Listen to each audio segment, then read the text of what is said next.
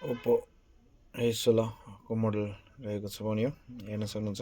यसको चारैतर्फ हिट हानेको कारणले गर्दाखेरि गएको छ। यसको डिस्प्ले गएको छ, हेर्न सक्नुहुन्छ। हामीले हिट हानेर निकालेछ।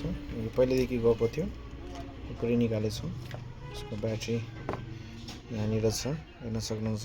अनि यसको यो सबै निकालेको छौँ।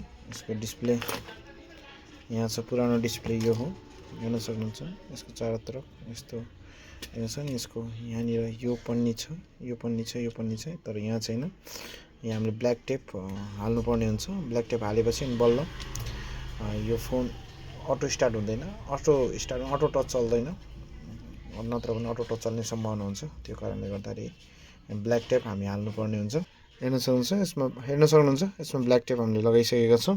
अनि यो चाहिँ यसको नयाँ डिस्प्ले हो, हेर्न सक्नुहुन्छ।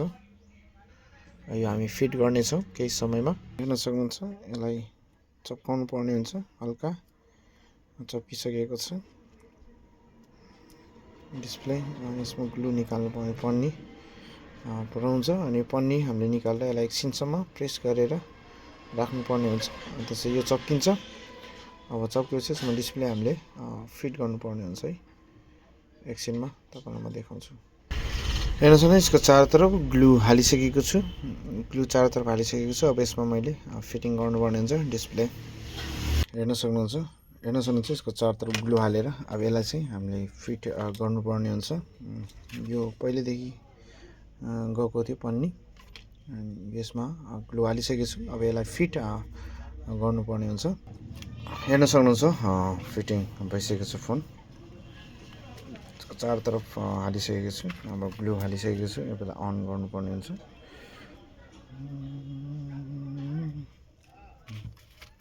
ओप्पो मोडल रहेको फोन रहेको छ, हेर्न सक्नुहुन्छ।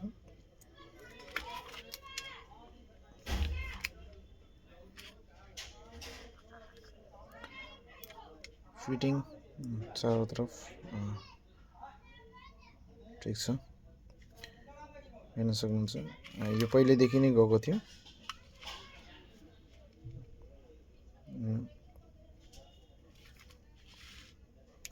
चलिरहेछ फोन, खोल्दैछ, एकछिनमा खुल्छ यो फोन। ओप्पोको अलि ढिलो नै खुल्छ, त्यो कारणले गर्दाखेरि एकछिन वेट गर्नुपर्ने हुन्छ। फोन खुल्यो, प्याटर्न रहेको छ।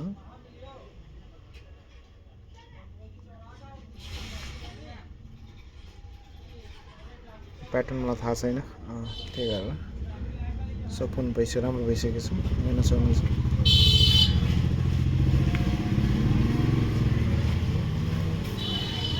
कम्प्लिटली